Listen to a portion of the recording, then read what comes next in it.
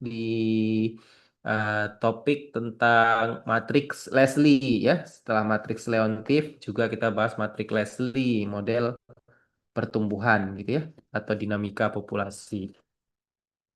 Oke, minggu ini kita akan bahas optimisasi yang menggunakan matriks ya.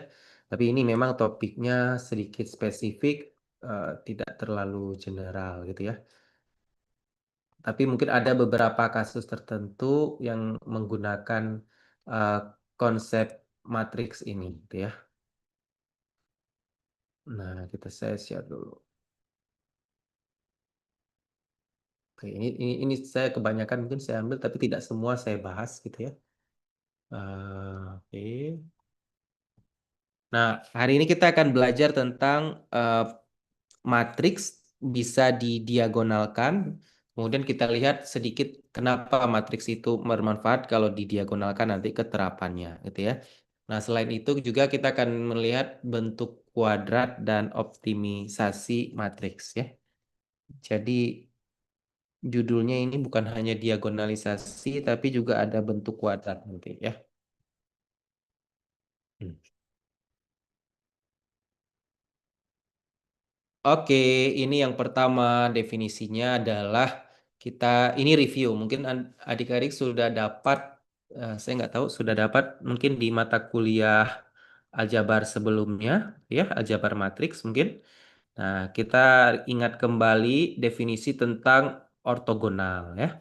Matriks persegi A dikatakan ortogonal jika transposnya sama dengan inversnya. Jadi definisinya seperti ini. A inverse itu cara menghitungnya jadi gampang. Kalau A inverse cukup di transpose, transpose itu diputar gitu ya. Baris jadi kolom gitu. Baris satu jadi kolom satu, baris dua dari kolom dua gitu ya. Cara mentranspose-nya sudah tahu. Nah, atau secara ekivalen kita bisa tuliskan A kali A transpose sama dengan A transpose dikali A sama dengan matriks identitas. Nah, ini kan hanya perpindahan dari ruas kiri ke ruas kanan atau kanan ke kiri gitu ya. Nah, ini definisi ortogonal. Nah, contoh dari matriks ortogonal itu kita bisa cek. Eh, Sebenarnya ceknya ini boleh kita cek saja kalau dikalikan dengan si transposnya dia jadi identitas atau tidak. Tapi mengeceknya itu harus dua arah, tidak boleh hanya satu arah gitu ya. Nah, kalau kita cek, em, oh boleh satu arah, tidak masalah gitu ya. Ngeceknya satu saja gitu ya. Nah, misalnya matrik A-nya ini, kalau kita cek apakah dia ortogonal, berarti kita coba transpose baris satu jadi kolom satu, baris dua ini jadi kolom kedua, baris tiga jadi kolom ketiga, ini transpose dari A. Kalau kita kalikan dengan matriks A, kita coba kalikan lagi dengan matriks asalnya. Ini mengalikannya ingat baris kali kolom ya. Jadi di sini nanti akan kita dapatkan satu. Kemudian baris satu kali kolom 2. Nanti dapatnya ini 0. Baris satu kolom 3 kita dapatkan hasilnya 0. Dan seterusnya. Nah, sampai selesai ternyata kalau kita hitung dapatnya matriks identitas. Matriks identitas itu matriks yang diagonal utamanya satu, selainnya 0 gitu ya. Hanya diagonal utamanya satu. Jadi kita bisa katakan ini matriks ortogonal ya. Kemudian bisa kita cek juga bahwa matriks yang digunakan dalam rotasi, ini matriks rotasi dari suatu titik ya. Matriks rotasi itu cos min sin cos, rotasi sebesar sudut theta. Nah, ini bisa kita cek juga bahwa ini adalah matriks ortogonal. Kita transpose, kemudian dikalikan dengan matriks awalnya, cos kali cos kuadrat, sin kali sin kuadrat, cos kuadrat ditambah sin kuadrat itu hasilnya 1. Yang ini min cos sin tambah sin cos, jadi dapatnya juga 0. Ya, jadi ini juga bisa kita cek bahwa ini adalah matriks identitas hasil perkaliannya. Jadi A ini matriks ortogonal. Paham ya cara mengecek suatu matriks ortogonal atau tidak? Kita bisa pakai konsep A transpos A atau boleh juga A kali A transpos.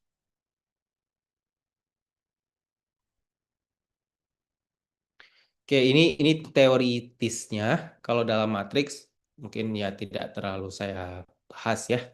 Ini kita mata kuliahnya kan aljabar terapan. Jadi yang teori-teoritisnya tidak tidak saya singgung sekali ya. Di sini kita lebih ke memakainya saja. Kalau pembuktiannya saya skip ya. Tidak kita bahas. Itu Anda masuk ke ranah mata kuliah aljabar murni gitu ya, aljabar matriks mungkin ya. Kalau di sini ya kita sesuaikan dengan judul mata kuliahnya biar Anda senang ya. Jadi lebih terapan gitu ya. Oke, A-nya adalah matriks ortogonal, ekuivalen itu artinya jika memenuhi salah satu, maka akan memenuhi yang lain ya. Kalau ortogonal, maka vektor-vektor baris dari A membentuk himpunan ortonormal.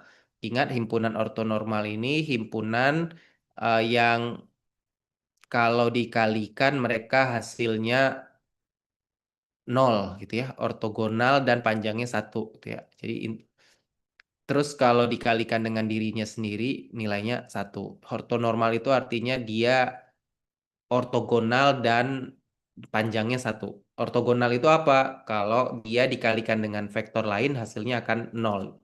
Vektor lain yang tidak searah. Gitu. Nah, begitu juga vektor-vektor kolomnya juga membentuk vektor himpunan ortonormal.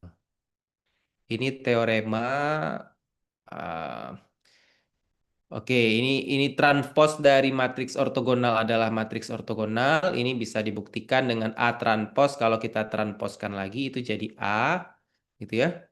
Inverse dari matriks ortogonal juga matriks ortogonal. Kemudian hasil kali dari matriks-matriks ortogonal adalah matriks ortogonal. Jadi kalau ada dua matriks ortogonal, maka kita kalikan juga akan membentuk matriks ortogonal. Kemudian, nah ini. Kalau A adalah matriks ortogonal, maka determinan A itu hanya ada dua kemungkinan, satu atau min satu, itu ya, determinan dari A. Oke, contohnya diberikan sebagai berikut. Ini matriks ortogonal. Kenapa ini matriks ortogonal? Ya, bisa dicek A kali A transpos sama dengan identitas. Ya, kalau kita cek A kali A transpos ini akan menghasilkan matriks identitas. Atau alasan lainnya di sini diberikan karena vektor-vektor baris membentuk himpunan ortonormal. Ya tadi ya, dengan konsep tanpa definisi, ini bisa kita coba cek 1 akar 2. Ini panjangnya 1, itu panjangnya kebetulan 1, vektor yang sebaris ini, sebarisnya, ini baris kedua. Kemudian kalau baris pertama dan baris kedua kita dotkan itu hasilnya akan jadi 0 ya, kan 0. Jadi selain panjangnya 1, kalau kita dot produkkan antara baris 1 dengan baris kedua itu hasilnya 0. Makanya dikatakan ini membentuk himpunan ortonormal.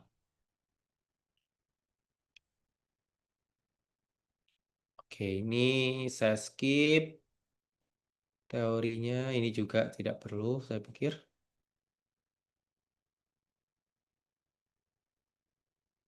Hmm.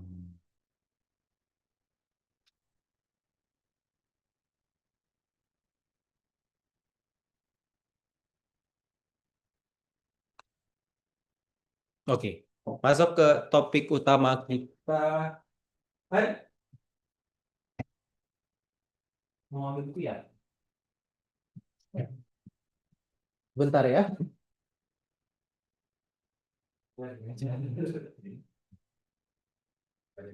Ya. Oke, mohon maaf terdistraksi sedikit sebentar. Nah, masuk ke materi utama kita, diagonalisasi matriks ya. Ini ada kaitannya dengan matriks ortogonal yang barusan kita bahas. bahas. Oke, nanti matriks itu bisa kita diagonalkan, gitu ya. Nah, ini eh, definisi awalnya dulu. Ini orthogonally similar, ortogonal mirip-mirip gitu ya. Orthogonally similar dalam bahasa Inggrisnya.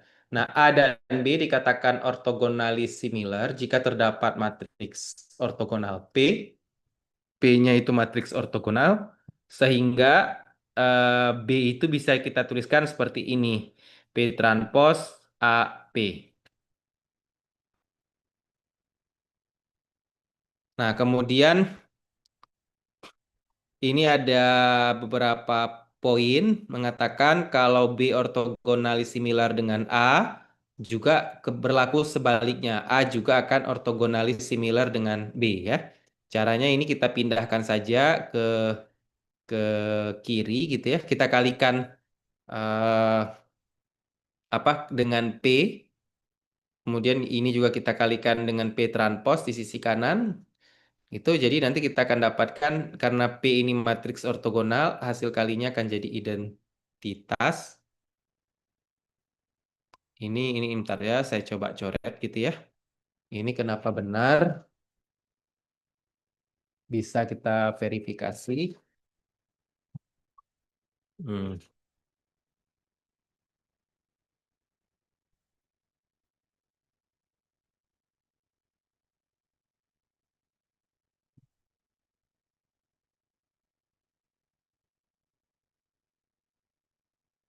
Oke, kita coba verifikasi pernyataan ini ya. Kalau B orthogonally similar, otomatis ini tinggal kita kalikan B kali P di sisi kiri kali P transpos di sisi kanan.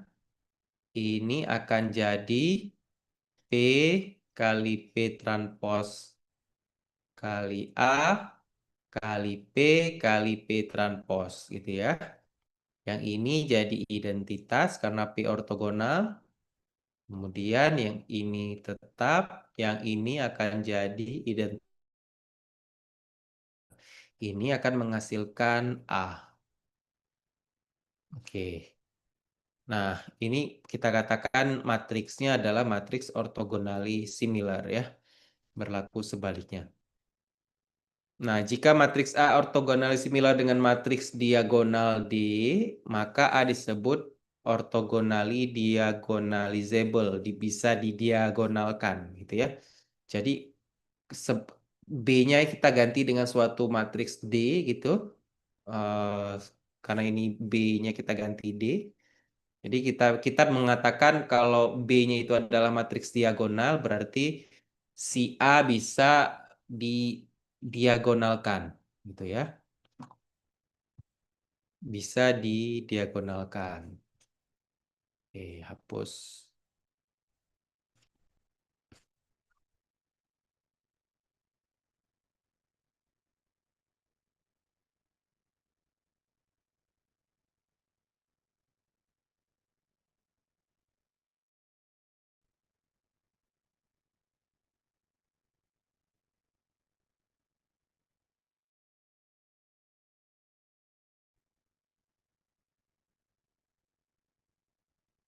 Oke, syarat suatu matriks bisa kita diagonalkan, ternyata ketemunya nanti dari konsep ini.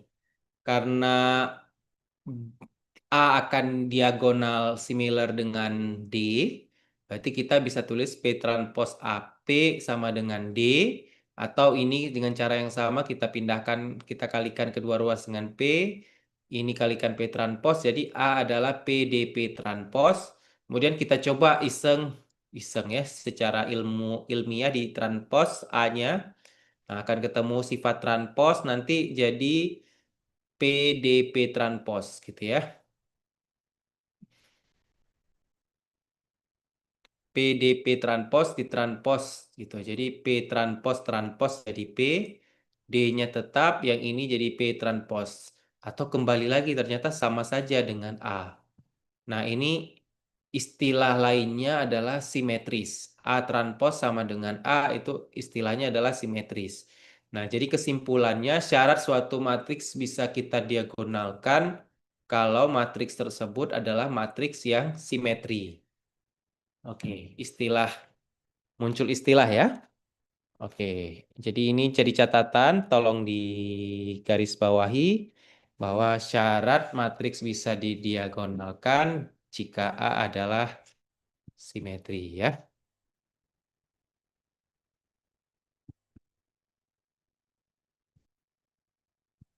Yang ini, A harus simetri.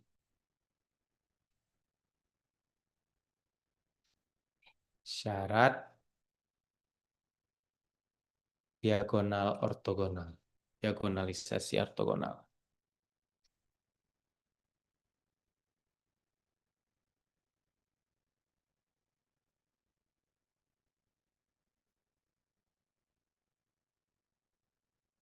Silakan belum kalau ada pertanyaan, tapi kayaknya belum belum ada contoh soal ini ya.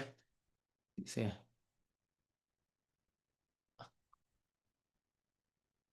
Oke, contoh soal. Ini contoh soal ya. Kalau diminta untuk mendiagonalkan matriks gitu ya. Nah, diagonalisasi matriks A. A-nya adalah 4 2 2 2 4 2 2 2 4. Tapi sebelumnya kita cek dulu. Ini bisa nggak didiagonalkan? Gitu.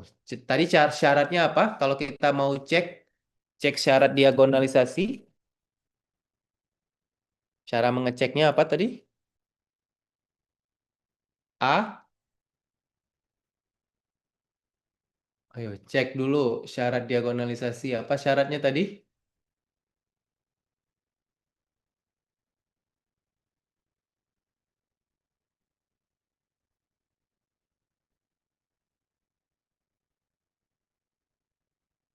Simetris ya. Harus dicek A apakah sama dengan A transpos ya. Jadi cek saja dulu A transposnya. A transpos ini kita transpos 4 2 2 2 4 baris kedua jadi kolom kedua 2 4 2 baris ketiga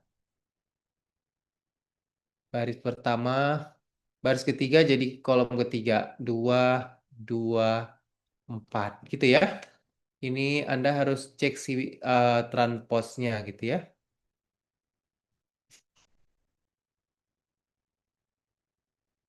Ingat cara transpos matrik. Mudah-mudahan ini nggak lupa ya, pasti gampang ya. Baris ini jadi kolom, oh ya. Kemudian baris kedua ini akan jadi kolom kedua. Nah, ini kalau kita cek ternyata sama dengan si A-nya sendiri ya. A transpos ternyata sama dengan A. Oh, berarti Anda bisa simpulkan A dapat didiagonalkan ya. A dapat didiagonalkan. Didiagonalkan atau diagonalisasi.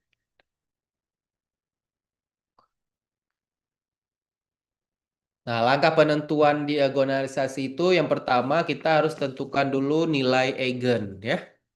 Nilai eigen, cara menentukannya determinan A min lambda I, boleh dibalik, lambda I min A sama dengan 0 ya. Sama dengan 0, dibuat persamaan karakteristik. Kemudian persamaan karakteristiknya A min lambda I min A ketemunya ini. Oke, ini tidak saya detailkan ya. Anda sudah tahu ya cara hitung nilai eigen A min lambda I di dia apa cara hitung determinan sudah tahu ya. Nah, dari sini dapat dua lambda. Yang pertama lambdanya sama dengan 2. Oke, ini ada multiplisitas sama multiplisitasnya dua. Ada yang tahu multiplisitas ini apa?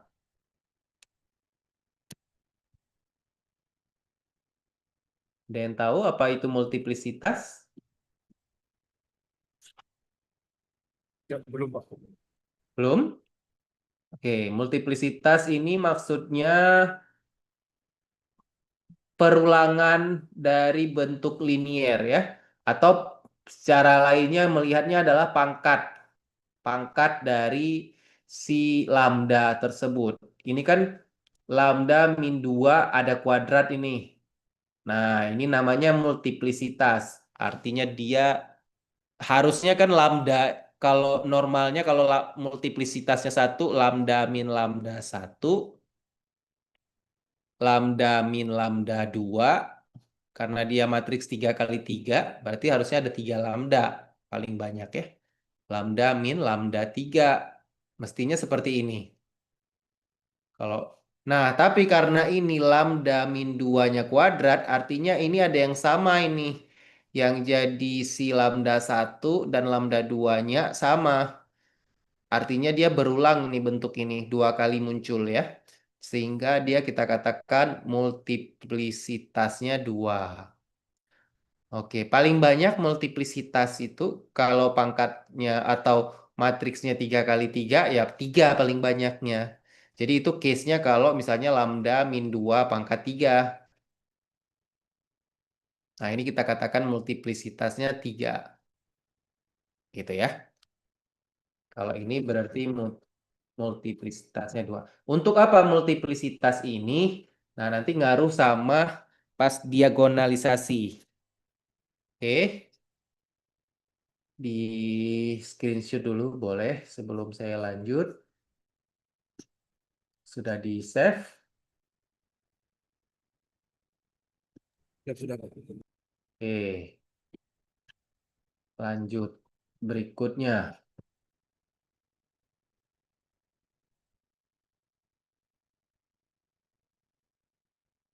Eh, Oke, berikutnya Anda harus cari vektor eigen, gitu ya. Eh, Setelah Gram-Schmidt diperoleh vektor ortonormal.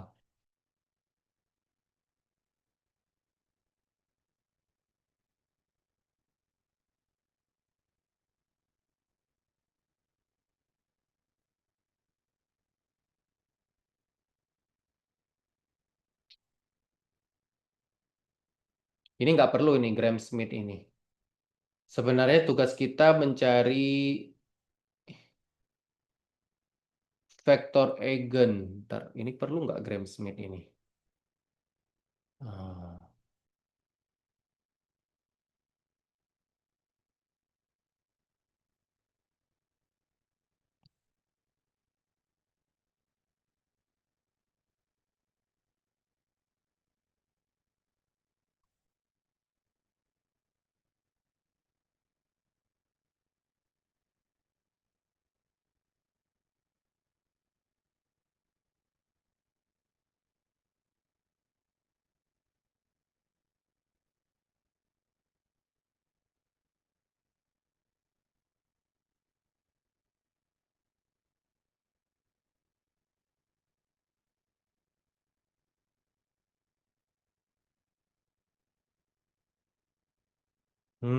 Berarti ini saya ikuti yang dari buku ya.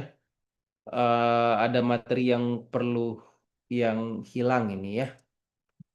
Ini materi yang hilangnya ortogonalisasi Gram-Schmidt. Hmm. Di sini dikatakan bahwa ini nilai eigen sudah kita tentukan. Tapi ada yang hilang. Metode ortogonalisasi Gram-Schmidt ini Anda pelajarinya di mata kuliah aljabar linier mestinya ya. Nah, ini di sini juga disuruh verifikasi dengan menggunakan proses Gram-Schmidt. Hmm. Menghasilkan vektor ortonormal min satu per akar 2 1 per akar 2 0, min satu per akar 6 1 min satu per akar 6 sama satu 2 per akar 6. Ini Gram-Schmidt-nya dua vektor eigen ini. Awalnya kita tentukan vektor eigen U1 dan U2 ya. Nah, tapi ini kalau kita cek ini belum ortonormal. Apa arti ortonormal? Kalau dia dikalikan hasilnya nol. Ini kalau kita cek, kalau dikalikan min satu kali min satu satu, satu kali nol nol, nol kali satu nol. Nih kalau dijumlahkan hasilnya tidak nol, berarti dia tidak ortonormal, gitu ya. Jadi yang diinginkan sebenarnya mereka harus ortonormal si U1 dan U2. Nah, prosedur untuk mengortonormalkan suatu vektor itu menggunakan proses Gram-Schmidt. Oke. Nah, proses Gram-Schmidt itu eh,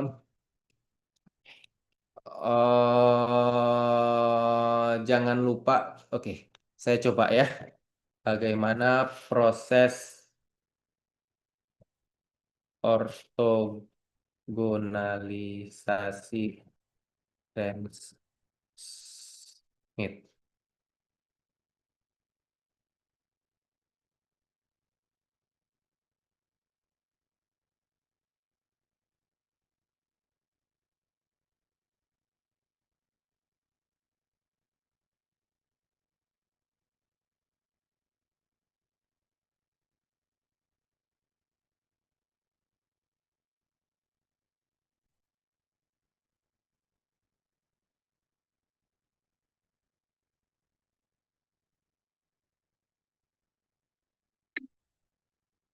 Oke, saya kirimkan di grup di di di line chat, line chat apa itu?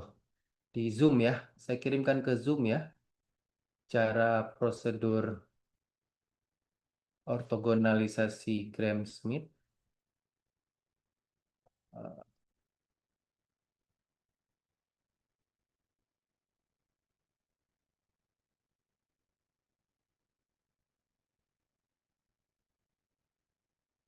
Ini ya, langkah proses ortogonalisasi Gram-Schmidt itu matriksnya nanti jadi ortonormal. Jadi yang pertama vektor U1-nya dinormalkan dulu, dijadikan vektor satuan. Vektor itu supaya jadi vektor satuan, bagi dengan panjang vektornya. V1 dibagi dengan panjang vektornya, ini akan jadi ini vektor satuan ya. Normalisasi vektor pertama. Kemudian vektor U2-nya nanti diperoleh dengan menormalkan vektor W2. Artinya mengubah vektor W2 jadi vektor satuan, itu U2-nya. Nah, W2 itu apa? W2 itu dihitung dengan menggunakan V1 dan menggunakan U1 dan V2 gitu. Jadi kita udah punya dua vektor eigen. Ini rumusnya, rumus untuk menghitung W2, V2 dikurangi V2 U1, koma U1 ya. Ini cara menghitung eh, vektor.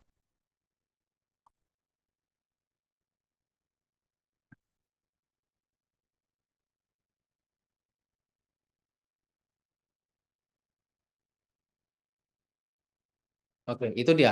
Nah, lanjutkan. Kalau kita ingin tiga vektor ortonormal, ini lanjutkan dengan W3 gitu ya.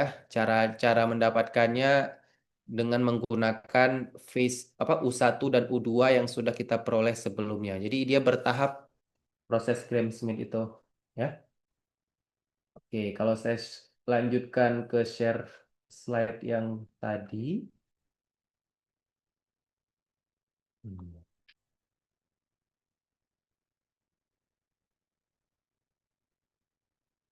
Nah, ini dia ya. Ini vektor eigen. Cara tentukan vektor eigen disubstitusikan ya, jangan lupa. Ini Anda substitusikan U1 dan U2-nya diperoleh, kemudian dengan menggunakan apa namanya tadi? Gram-Schmidt, proses Gram-Schmidt, Anda tentukan kalau di sini lambangnya bukan U ya. Tadi kalau yang saya kirimkan malah U ya. Ini dibalik saja ya. Ini malah yang jadi vektor ortogonalnya di kuliah ini jadi V gitu ya. Tapi dengan proses Gram-Schmidt tadi eh, hmm, dengan proses Gram-Schmidt ini Anda hitung Kembali bahwa P1 itu adalah U1 dibagi dengan panjang U1.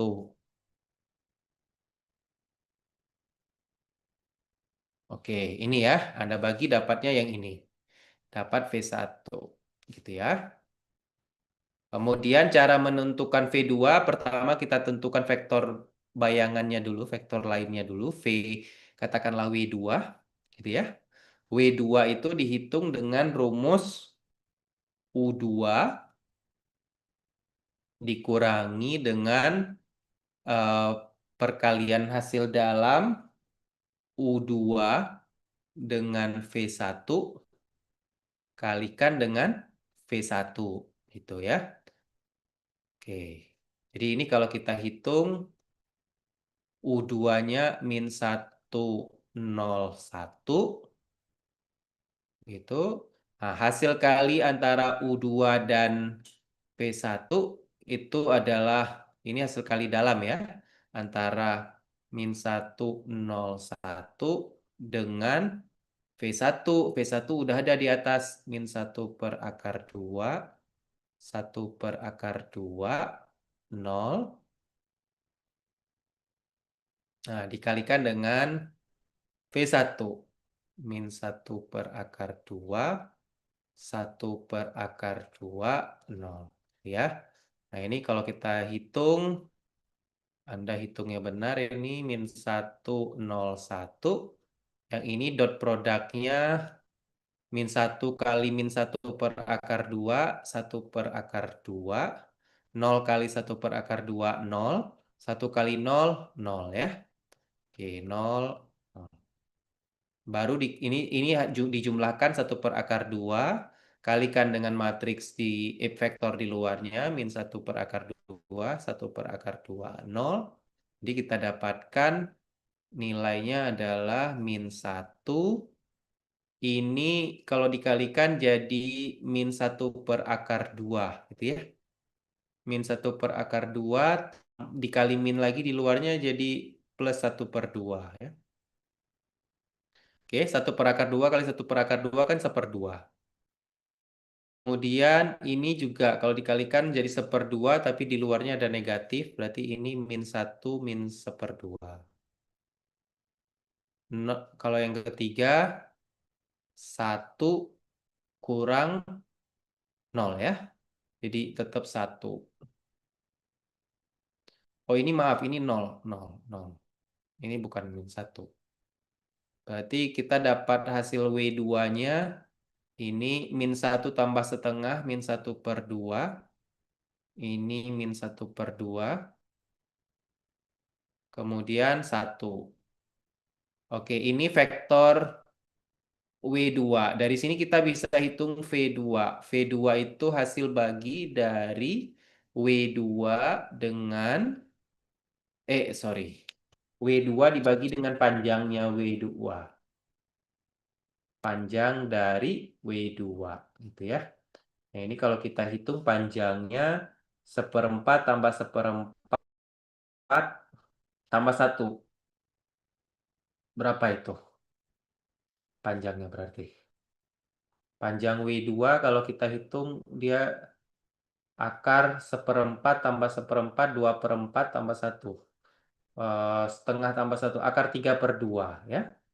Akar 3/2 ini min 1/2 min 1/2 1 gitu ya.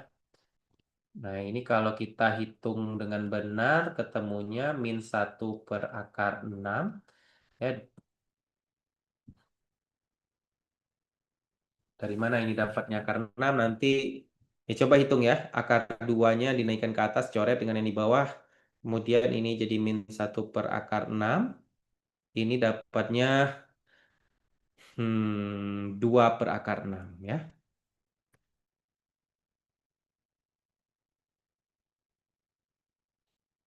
Oke, sama, dapat V2-nya.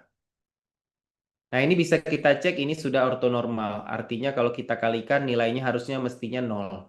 Ini dari prosedur Gram-Schmidt itu tujuannya mendapatkan kalau ini dikalikan V1 P2-nya Anda bisa cek pasti V1 V2 ini 0. Kalau di Kalikan ya. Oke, berikutnya cari vektor yang bersesuaian dengan lambda sama dengan 8. Tadi ada vektor eigen satu lagi. Nilai eigen satu lagi dapatnya ini vektor eigennya. Nah, ini juga belum normal, belum panjangnya satu. Jadi Anda harus normalkan dulu.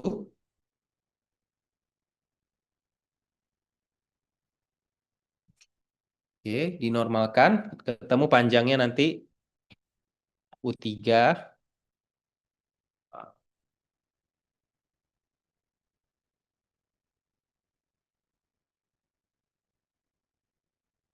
Dapatnya V3 ini.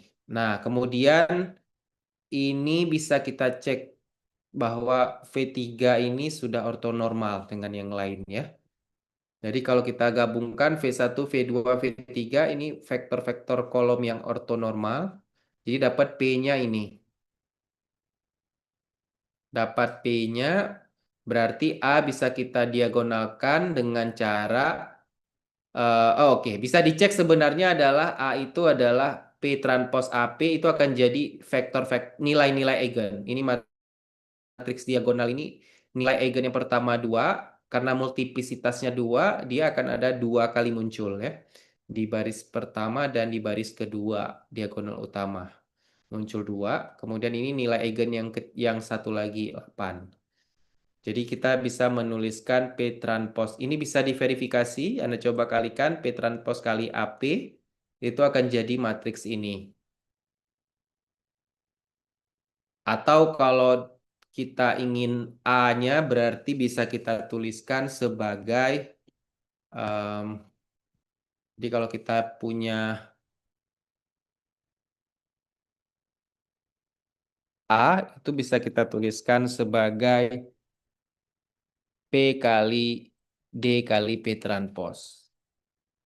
Ini kan sama dengan katakanlah D. Berarti kita bisa ortogonalisasikan A itu adalah P kali D kali P transpos.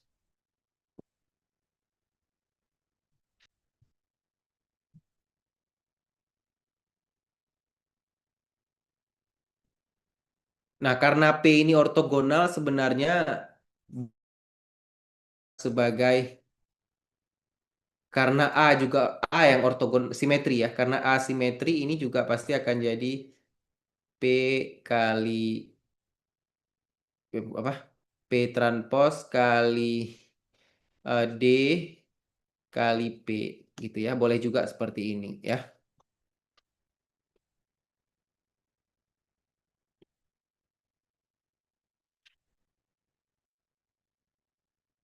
Oke, baik. Silakan ada pertanyaan kalau ada yang bingung untuk proses diagonalisasi matriks.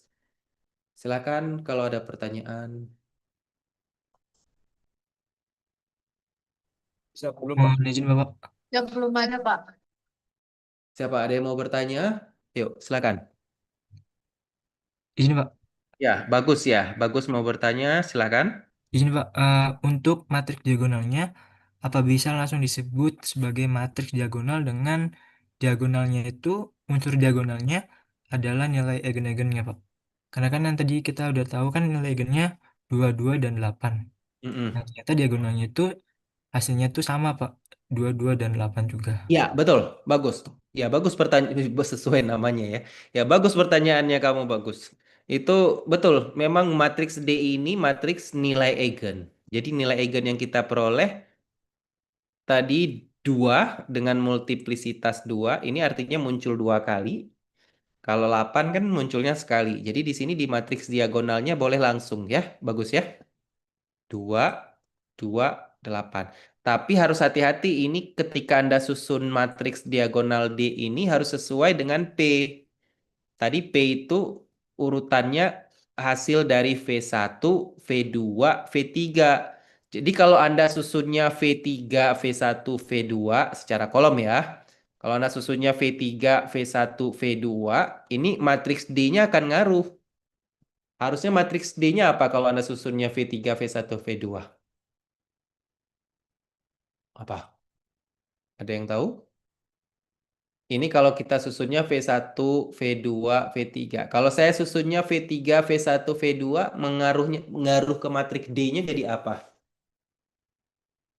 Transposnya, Pak. Bukan, masih belum tepat. Ngaruhnya ke letak angka dari nilai eigen. Ya, kalau saya buat di sini V3 dulu di kolom pertama, kemudian V1, V2, berarti nanti matriksnya bukan 200, tapi 800. Oke? Masih ada yang belum paham? Ini berpengaruh ya. Dia berhubungan sama matriks P ya. Oke, semua? Siap, Kalau Pak. P-nya saya buat V1, V2, V3, nanti D-nya juga akan berurut. Berarti nilai eigen pertama, nilai eigen kedua, nilai eigen ketiga. Nah, nilai eigen pertama dan nilai eigen kedua ini sama-sama 2. Tapi kalau saya buat ini V3 dulu, baru V1, V2, berarti urutannya di sini 800, kemudian 020, 0022 ya. Jadi itu pendiagonalan matriks.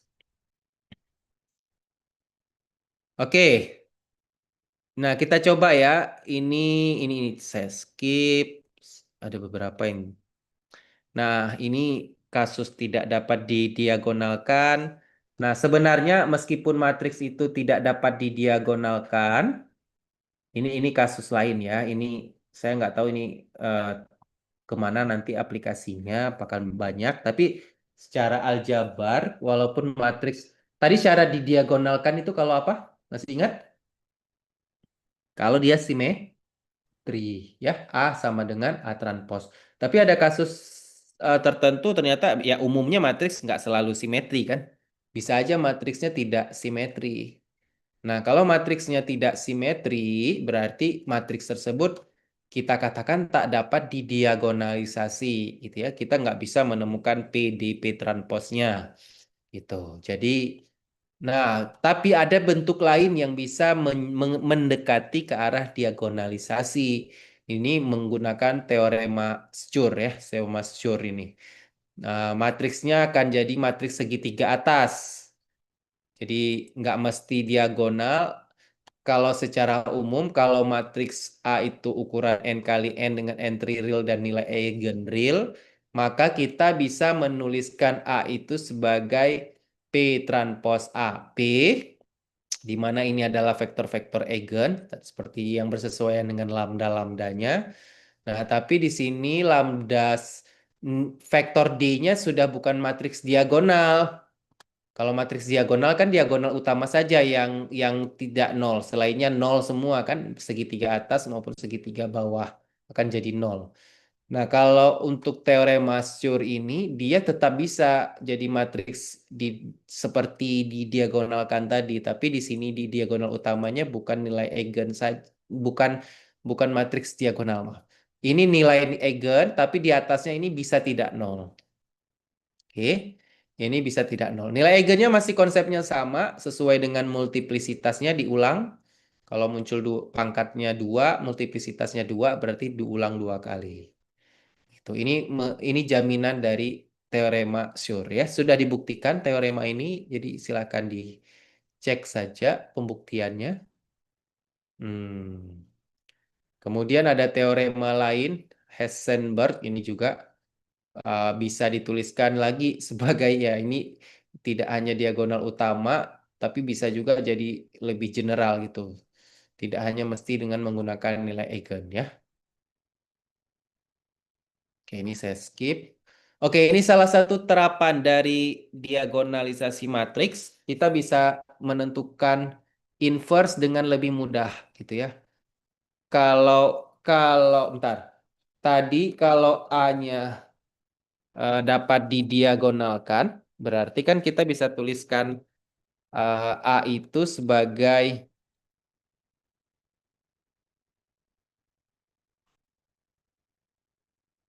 hmm,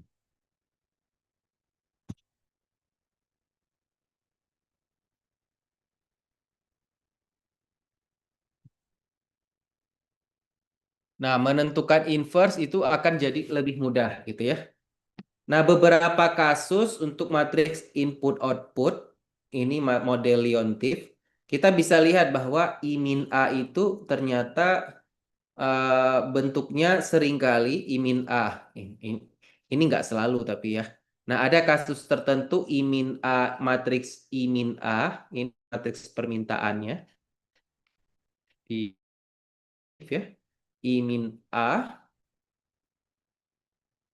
kan kita menghitung vektor permintaan itu I min A inverse kali D. I min A ini seringkali bisa didiagonalkan gitu. Anda bisa cek ya, kalau I min A itu sama aja dengan I min A transpose. Ini bisa didiagonalkan. Syarat didiagonalkan dengan I min A transpose, gitu ya. Nah, ini kalau kita hitung di soal ini A-nya, berarti kalau kita hitung I min A, itu hasilnya adalah ini 1 dikurangi 0,2, 0,8, selainnya tidak berubah. Kemudian di baris kedua hanya nggak juga ini negatif ya. Karena kan I min A ya, ini negatif. Ini tetap nol ya. Kemudian di baris kedua negatif 0,05. Kemudian 1 dikurangi 0,25, 0,75 ya. Tahu ya 0,75 ini 1 dikurangi 0,25. Kemudian 0 dikurangi 0,1 negatif 0,1. Yang ini negatif 0,1, 0 negatif 0,05. Ini negatif 0,8 ya. Bukan negatif, positif 0,8. Nah, ini bisa dicek.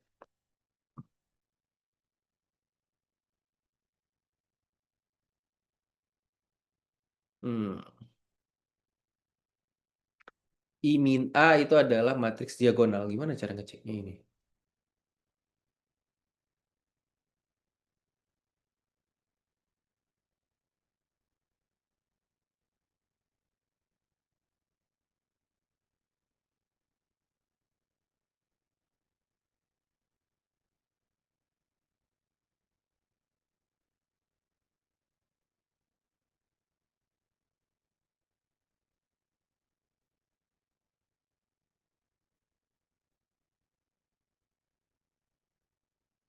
Bentar, ini saya ragu angkanya benar atau tidak. Kenapa dia minta didiagonalkan ya?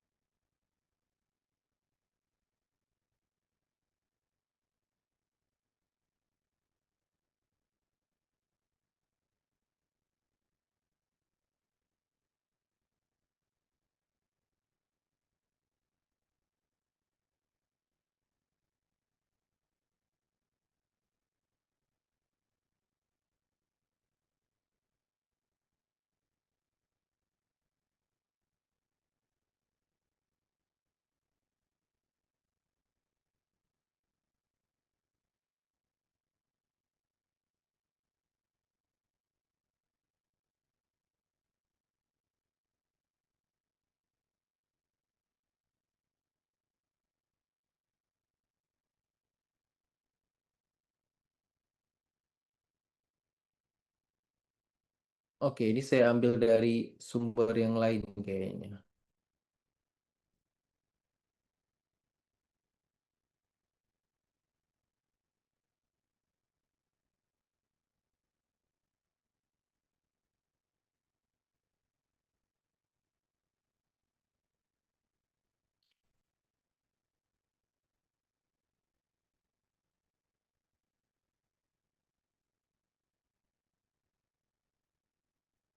Oke, ini di skip saja matriks A-nya.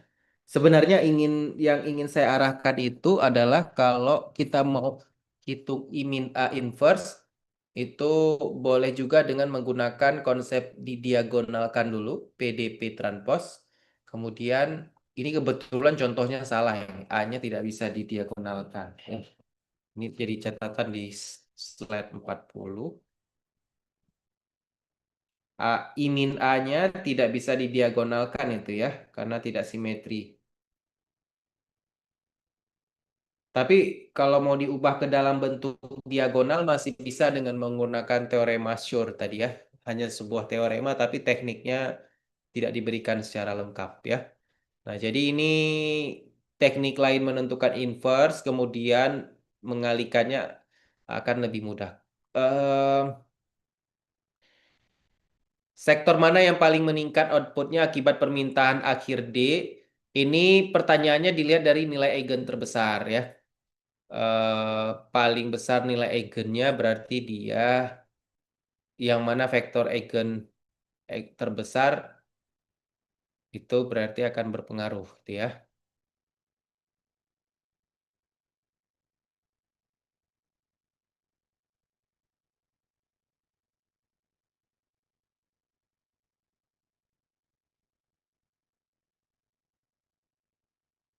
Ini rantai Markov via ini juga ya dekomposisinya dekomposisi Schur. Secara